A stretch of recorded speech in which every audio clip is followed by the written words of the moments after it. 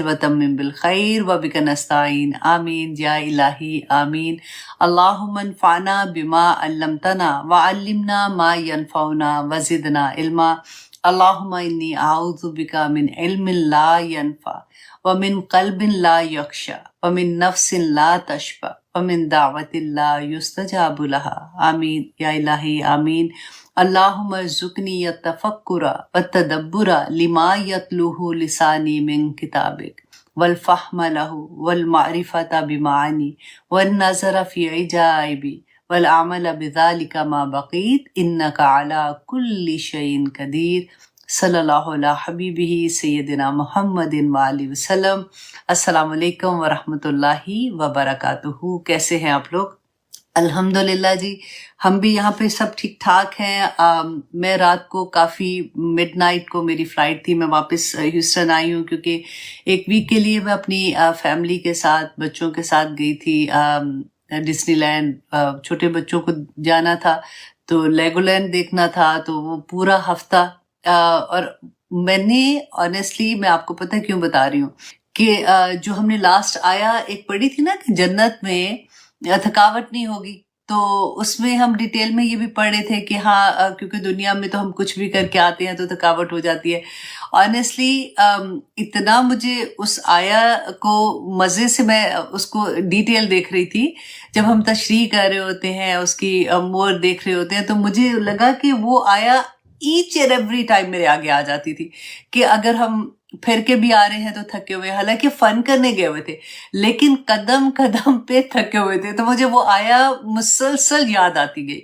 और फिर मैं वहां पे बैठ के पूरा वीक में मैं ये सोचती रही, और मैं बार बार अपने बच्चों को भी कहती रही, और इवन मैंने समर को भी बताया ये बिठा के बेटा देखो, हम जैसे यहाँ पे वेकेशन पे आए हैं क्योंकि वहाँ पे एक घर था जो हमने, क्योंकि सारी फैमिली थी, दोनों बेटे थे, उनके बच्चे भी थे साथ, छोटा भी था साथ, तो हमने एक घर लिया हुआ था। तो मुझे बिल्कुल, मैं ये सोच रही थी कि जैसे इस दुनिया में अल्लाह सुब्हानहू तआला ने हमें भेजा तो इसी तरह से हम वहाँ पे गए हैं। वो एक घर है जहाँ पे हम आके रुके हैं और हमारा पर्पस था। हम जब यहाँ से चले हैं तो हम एक पर्पस लेके चले थे, इन 5 दिन में हमने क्या क्या चीजें करनी है, और 5 दिन में हमने डिवाइड किया हुआ था। और बिलीव करें कि मैं एवरी डे मैं सिर्फ बैठ के ना सारे बच्चों को देख रही होती थी, कोई अपने पर्पस से नहीं हिल रहा था। पता है कि इस दिन हमने लेगोलैंड जाना है, इस दिन हमने डिज्नीलैंड जाना है, इस दिन हमने शॉपिंग करने जाना है, इस दिन हमने जो भी काम करना है। तो बीच में कोई बीमार भी हो रहा था तो हर कोई उसको मेडिसिन दे रहा है, कोई उसको ठीक करने की कोशिश कर रहा था कि वो जल्दी से ठीक हो जाए और वो पर्पस के साथ लग जाए। उसके अंदर ये भी था कि आप जैसे सारी फैमिली होती है तो किसी को यहाँ नहीं जाना तो उसके ये नहीं खाना, तो उसने अब थक गया है, छोटे बच्चे थे, अब एक को भूख लग गई है तो एक को बाथरूम में जाना है, तो एक सब्र, सारा वक्त एक सब्र था कि ठीक है कोई बात नहीं, रुक जाओ, पहले ये काम कर लेते हैं, बच्चे हैं साथ, फिर नेक्स्ट देखेंगे क्या करना है। तो मैं सोचती थी कि इस दुनिया में जब हम आए हैं हमारा एक पर्पस है, हम अपने पर्पस से जब हिल जाते हैं ना हमें पता नहीं होता। और ऑनेस्टली जब कुरान नहीं जिंदगी में खुला होता तो पर्पस कैसे पता चलेगा ना। तो जब पर्पस लेस लाइफ होती है उसको आप देखें कि अगर हम गए भी हैं वहां पे अब पता ही नहीं कि क्या करना है, कभी उधर चले गए कभी उधर चले गए, आधे उधर नाराज होके चले गए, आधे वहां बैठ के कुछ ना कुछ उसी में मसरूफियत में हम वापस भी आ जाएंगे, तो कुछ भी अचीव नहीं किया हुआ।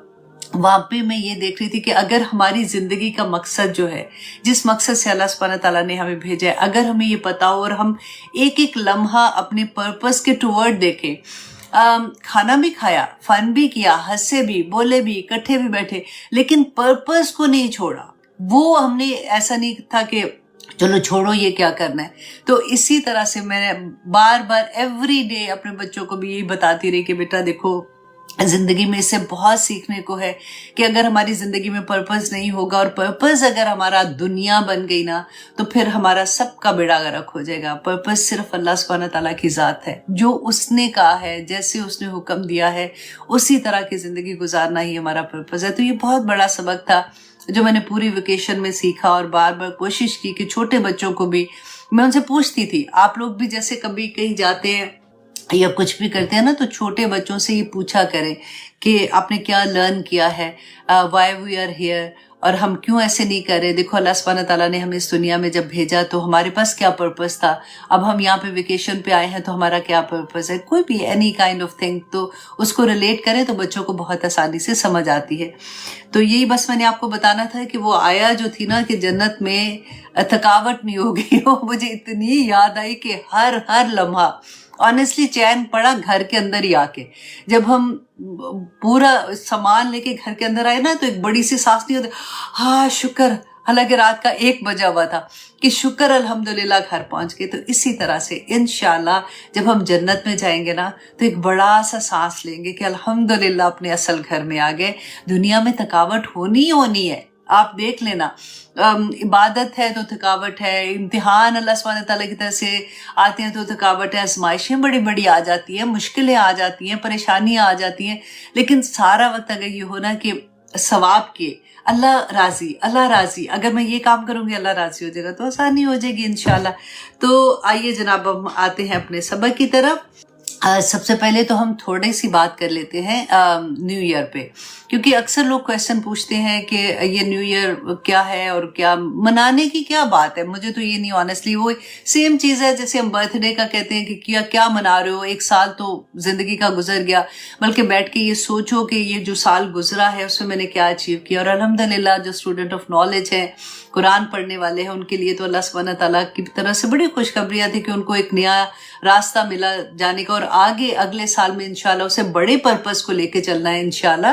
تو بیسیکلی دیکھیں, جب ہم اس کو اس طرح سے دیکھتے ہیں, جب رسول اللہ صلی اللہ علیہ وسلم پر پہلی دفعہ وحی آئی تھی نا, تو اس سے پہلے کا زمانے تو ہمیشہ سے تھے, اور جب سے دنیا بنی ہے اللہ سبحانہ تعالیٰ نے قرآن پاک میں بتایا کہ 12 مہینے تو تبھی سے تھے سال کے.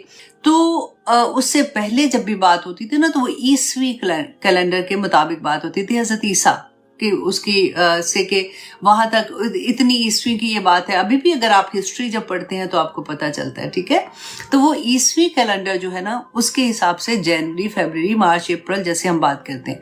لیکن جب رسول اللہ صلی اللہ علیہ وسلم پر وحی نازل ہوئی تھی, اس کے بعد کا کوئی واقعہ ہماری جو دین کے حساب سے آپ سوچتے ہیں, ہماری شریعت کے حساب سے ہم بات کرتے ہیں نا, تو ہم وہ کہتے ہیں کہ نبوی سال, وہ جو 10 سال جو مدینہ میں سال گزرے تھے نا 13 سال, تو اس کو ہم نبوی سال کی طرح ہم کہتے ہیں کہ اتنی 5 نبوی کو یہ ہوا, 7 نبوی کو یہ ہوا, اس طرح سے بات کرتے ہیں. اور جب رسول اللہ صلی اللہ علیہ وسلم مدینہ میں تشریف لائے تھے, اس کے بعد سے جو کیلنڈر تھا وہ ہمارا پھر وہ کیلنڈر آتا ہے جو ہجری, سن ہجری جیسے ہم کہتے ہیں نا, وہ کیلنڈر تھا. اور یہ کیلنڈر کس نے بنایا تھا؟ حضرت عمر رضی اللہ عنہ نے یہ کیلنڈر بنایا تھا, تمام صحابہ کی مشاورت کے ساتھ. کیونکہ ہمارا جو دین ہے نا اسلام میں, جو ہمارے ریچولز ہیں, جو ہمارے ڈیز ہیں, وہ ہمارے ہجری سال کے مطابق ہوتے ہیں. فار ایگزامپل حج کی ڈیٹ آتی ہے تو وہ ہجری سال کے مطابق ہے. پھر ہماری عیدیں ہیں, ہمارا رمضان ہے, پھر طلاق کی عدت کا جو پورا کرنا ہوتا ہے, وفات ہو جائے ہسبینڈ کی, وہ یہ ساری چیزیں جو شریعت کے اندر آتی ہیں نا, یہ ساری کی ساری ہجری کیلنڈر کے مطابق ہی ہوتی ہیں. تو اس لیے ایز اے مسلمان ہمیں اپنا ہجری کیلنڈر بھی ہمیں یاد ہونا چاہیے, بچوں کو بھی ہمیں یاد کرانا چاہیے کہ ان کے ڈیز, ان کے نام کیا ہیں. کیونکہ جنوری, فیبروری, مارچ, اپریل تو اتنا ریگولر, کیونکہ ہماری عام زندگیوں میں یہی ہم بات, جب بھی کوئی چیز دیکھتے ہیں یا کوئی بات کرتے ہیں تو ہم انہی کے مطابق کر رہے ہوتے ہیں نا, کیونکہ these are the normal thing جو ہماری زندگیوں میں چل رہے ہوتے ہیں. تو اس طرح سے میں نے کہا میں تھوڑا سا اس کے بارے میں بھی آپ سے شیئر کر دوں کہ یہ کیلنڈر کے حساب سے جو لوگوں کو اکثر یہ ہوتا ہے کہ یہ تو مسلمانوں کا نہیں ہے, یہ نہ کرو. آف کورس سیلیبریشن کیا کرنے والی بات ہے. تو اللہ سبحانہ تعالیٰ جی ہم سب پہ رحم کرے. آنے والا جو بھی, اگر یہ والا بھی سال آ رہا ہے, اللہ سبحانہ تعالیٰ ہم سب کے لیے رحمتوں والا کرے, عافیت والا کرے. جو بیمار ہے اللہ سبحانہ تعالیٰ ان کو شفا دے, جو مشکل میں پھنسے ہوئے ہیں اللہ سبحانہ تعالیٰ ان کو مشکلوں سے نکال دے. بڑی بڑی تکلیفوں, مسلمان تو ویسے ہی ہر جگہ پہ تکلیف میں ہے, اللہ سبحانہ تعالیٰ ان سب پہ اپنا رحم کرے. آمین ثم آمین. نئے سال جو یہ ہمارا 2 جنوری فیبروری والا سال ہے, اس میں ایک چھوٹا سا تحفہ میں آپ کو دینا چاہ رہی تھی. میں نے کہا کہ میں ایکچولی یہ میں پہلے دعا یاد کی ہوئی تھی, لیکن ہوتا ہے نا کہ ہم اتنی دعائیں یاد کرتے ہیں تو بھول جاتی ہیں. تو وہاں پہ ہی بیٹھے ہوئے میں ایک دن لیکچر سن رہی تھی تو مجھے اتنی پیاری یہ دعا لگی. میں نے کہا میں آپ لوگوں کے ساتھ شیئر کروں اور آپ لوگ اپنی زندگی میں اس کو شامل کر لیں, اپنی نمازوں میں, اپنی دعاؤں میں اس کو شامل کر لیں. کیونکہ امام جعفر صادق جو علیہ السلام ہے نا, یہ انہوں نے روایت کیا ہے کہ جبرائیل علیہ السلام حضرت یوسف علیہ السلام کے پاس آئے تھے جب وہ جیل میں تھے, تو انہوں نے ان کو یہ دعا سکھائی تھی. تو آپ دیکھیں کہ پھر اس کے بعد وہ جیل سے بھی رہا ہوگے, مشکل میں تھے, جیل سے رہا ہوگے, اور اس کے بعد آپ دیکھیں ان کو رتبہ کیا ملا. ٹھیک ہے, اللہ سبحانہ تعالیٰ کی طرف سے تو نبوت ملی تھی, لیکن دنیا کے لحاظ سے بھی ان کو بادشاہت ہی مل گئی ایک قسم کی. تو یہ دعا آپ لوگ بھی یاد کریں گے, اچھے سے یاد کر لینا, اور بہت آسان ہے, اتنی مشکل نہیں ہے. کہ وہ دعا کے الفاظ کہتے ہیں اللہم تو آپ سب کو آتا ہے, اللہم اجعل لی, یہ ہم اتنی دفعہ دعاؤں میں یاد کرتے ہیں نا, تو اس لیے یہ بھی آسانی سے یاد ہو جائے گا. اللہم اجعل لی, اے اللہ میرے لیے بنا دے, من امری, میرے معاملے کو, امر کہتے ہیں نا, معاملے کو کہتے ہیں, تو میرا جو بھی معاملہ ہے, جو بھی میری زندگی میں معاملات آ رہے ہیں نا, ان کو بنا دے فرحن, کشائش والا, و مخرجن, اور نکالنے کا راستہ. جس بھی مشکل میں ہوں, اللہ سبحانہ تعالیٰ اس سے مجھے نکالنے کا راستہ بھی بنا دے اور میرے لیے کشائش کر دے. دیکھیں زندگیوں میں ہم لوگوں کے لیے بڑے کہیں نہ کہیں پھنسے ہوتے ہیں لوگ, اور پھر اس کے بعد دیکھیں کشائش کے معاملے میں ہمیں رزق میں کشائش کر دے اللہ سبحانہ تعالیٰ, ہماری عمر میں کشائش کر دے, ہماری صحت میں کر دے. اسی طرح سے اللہ سبحانہ تعالیٰ ہمیں نکال دے, اگر کسی بھی مشکل میں پھنسے ہوئے ہیں, اللہ سبحانہ تعالیٰ ہمیں اس میں سے نکال دینا. زندگی ہے ہی اس کا نام ہے, کہیں نہ کہیں بندہ اپنے فیصلے کرتا ہے, تو خود سے فیصلے ہے نا, کسی نہ کسی طرح سے وہ پھنسا ہوتا ہے. تو اس کے لیے کہ اللہ سبحانہ تعالیٰ مجھے آسانی کے ساتھ ہر مشکل سے نکال دینا. اور پھر دیکھیے کتنی پیاری بات ہے, وَرْزُقْنِی, اور مجھے رزق عطا کرنا, من حیث احتسب, احتسبو پہلے والے میں آپ نے پورا کرنا ہے, اور اگر آپ رکتے ہیں نا تو احتسب پڑھتے ہیں. من حیث احتسبو, کہ جہاں سے میں گمان کرتی ہوں. فار ایگزامپل میں جاب کرتی ہوں یا میرا بزنس ہے, مجھے پتہ ہے کہیں سے پیسے آنے ہیں, تو یا اللہ جہاں سے میرا گمان ہے نا وہاں پہ رکاوٹ نہ آئے, وہاں پہ بھی میرا جو رزق لکھا ہوا ہے یا اللہ میرے لیے آسان کرنا. وَمِنْ حَيْثُ لَا أَحْتَسِبُ, اور ایسی جگہ سے بھی جہاں سے میں گمان بھی نہیں کرتی ہوں, یا اللہ مجھے وہاں سے بھی میرا رزق عطا کرنا. اور دیکھیے رزق جو ہے نا وہ صرف پیسہ ہی تھوڑی ہوتا ہے ہماری. آپ دیکھیے کہ عمر میں زیادتی, عمر میں اضافے کے رزق, صحت نہیں ہے اگر بیماری ہے تو صحت کا رزق دے دے, آنکھوں کی بنائی اگر کم ہو رہی ہے آنکھوں کا رزق, بنائی مطلب بصارت کا رزق دے دے, کانوں کو سننے کا رزق دے دے, چلنے کا رزق دے دے. ہر معاملے میں ہمیں اللہ سبحانہ تعالیٰ سے چاہیے ہوتا ہے کہ یا پاک پروردگار ہماری برکت ڈال دے, اضافہ کر دے. تو یہ دعا آپ یاد کر لیجئے گا, میں نے حرم کو یہ دعا بھیج دی ہے کہ آپ لوگوں کے ساتھ وہ شیئر کر دے گی انشاءاللہ, کہ اللہم اجعل لی من امری فرجم و مخرجن, فرجم و مخرجن, وارزقنی من حیث احتسب ومن حیث لا احتسب, ومن حیث لا احتسب, کہ یا اللہ مجھے سب سے پہلے تو یا اللہ میرے معاملہ جو ہے نا میرے لیے وہ آسان والا اور کشائش والا کرنا, اور مجھے رزق عطا کرنا یا پاک پروردگار جہاں سے میں گمان کرتی ہوں اور جہاں سے مجھے گمان بھی نہیں ہے.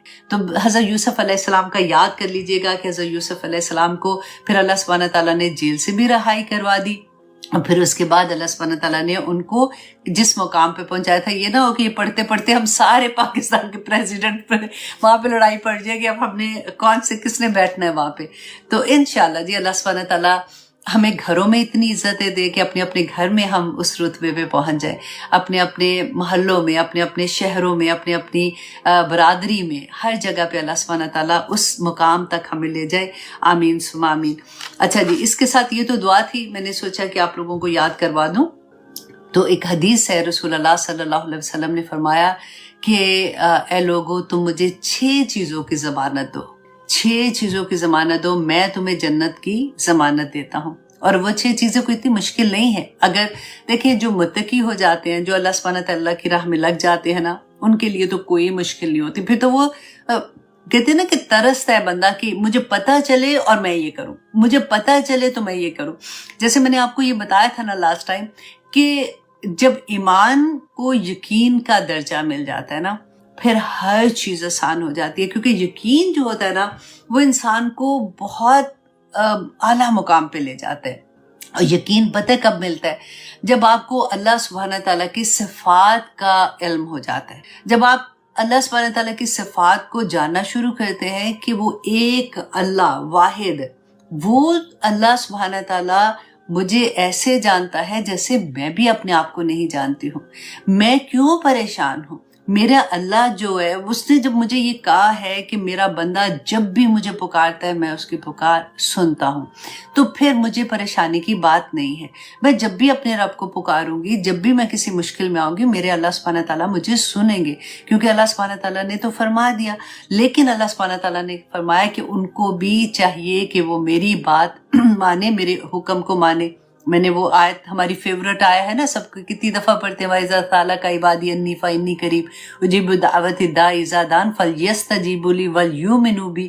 تو وہ ساری جو آیا ہے اس کو تو میں کہتی ہوں آپ اتنا ہر روز دیکھا کریں اپنی آنکھ سے کہ اللہ سبحانہ تعالیٰ نے کوئی بیچ میں وسیلہ نہیں رکھا، کچھ نہیں کہا کہ میں ہوں سننے والا۔ پھر دیکھیں اللہ سبحانہ تعالیٰ تو اتنی وہ کہتے ہیں نا کہ باریک بین، جس کو اللہ سبحانہ تعالیٰ تو ایسے کہ بندے کی خواہش اندر کوئی ایک چیز ہے ہمارے، ابھی ہمارے لبوں پہ بھی نہیں آتی، ابھی ہم بیان بھی نہیں کرتے، اللہ سبحانہ تعالیٰ جانتے ہیں، اللہ کو پتہ ہے کہ میرا بندہ کیا کس حالت میں۔ لیکن آپ سوچئے کہ جب ہمارے ہاتھ اٹھتے ہیں، جب ہم اپنے رب کو پکارتے ہیں، وہ اللہ سبحانہ تعالیٰ جو رحیم ہے، جو کریم ہے، جو جس کے پاس پوری کائنات کے خزانے ہیں، وہ کہتے ہیں کہ تم سارے کے سارے انسان اور جنات جب سے یہ دنیا پیدا ہوئی اور جب آخرت کا ٹائم آئے گا، سارے کے سارے ایک جگہ پہ جمع ہو کے اپنی جو خواہش ہے وہ مانگ لو اللہ سبحانہ تعالیٰ سے، اللہ سبحانہ تعالیٰ ہر ایک کو اس کی خواہش کے مطابق عطا بھی کر دیں گے۔ تو اس کے خزانوں میں اتنی بھی کمی نہیں ہوگی کہ اگر آپ ایک سمندر کے اندر ایک سوئی ڈبو کر نکالتے ہیں تو اس کے نوک پہ جو ایک چھوٹا سا پانی کا ایک ڈراپ لگا ہوتا ہے نا، اس کے خزانوں میں وہ بھی کمی نہیں آتی۔ وہ دینے کو تیار ہے، وہ کہتے ہے کوئی مانگنے والا جس کو میں عطا کروں، تو پھر ہم کیوں پریشان ہو؟ اگر پریشانیاں ہیں نا تو صرف اپنے آپ کو یہ دیکھیں کہ اللہ سبحانہ تعالیٰ نے تھوڑا سا یہ رکھا ہے، فَلْيَسْتَجِيبُوا لِي فَلْيَسْتَجِيبُوا لِي، ان کو بھی چاہیے کہ میرے حکم مانے، میری بات مانے، اللہ کے بن جائیں۔ اللہ سبحانہ تعالیٰ سے استغفار کیا ہے؟ کیوں کہتے ہیں استغفار کرو تو تمہیں اولاد مل جائے گی، تو تمہیں وہ کیا وہ تھا باغات مل جائیں گے اور نہریں والے باغات مل جائیں گے اور تمہیں یہ مل جائے گا وہ مل جائے گا۔ ہم نے پڑھا نا اس بارے میں۔ استغفار کیا ہے؟ اپنی ذات کے لیے کہ یا اللہ مجھ سے غلطیاں ہو گئی، مجھے معاف کر دے، ربنا ظلمنا انفسنا وان لم تغفر لنا وترحمنا لنکونن من الخاسرین، کہ یا اللہ خود سے غلطیاں ہو گئی، معافی دے دے اللہ سبحانہ تعالیٰ، اب نہیں کروں گی، اب نہیں کروں گی کہنا اور اس پہ عمل کرنا۔ یہ نہیں کہ استغفر اللہ استغفر اللہ استغفر اللہ اس کے بعد پھر سے ویسے کے ویسے ہی ہو گئے، ایسا نہیں ہے۔ ایک دفعہ اللہ سبحانہ تعالیٰ کے لیے بک کے دیکھیں، واللہ اتنی خوبصورت زندگی انسان تصور بھی نہیں کر سکتا جب تک وہ اپنے آپ کو بیچے گا نہیں نا۔ کہنے والے کہتے رہتے ہیں، وہ کہتے، دوسرے لوگ سمجھتے ہیں کہ اس کو کیا پتہ، پاگل ایسے ہی بولتے جاتے ہیں، فنیٹک ہو گیا، یہ ہو گیا۔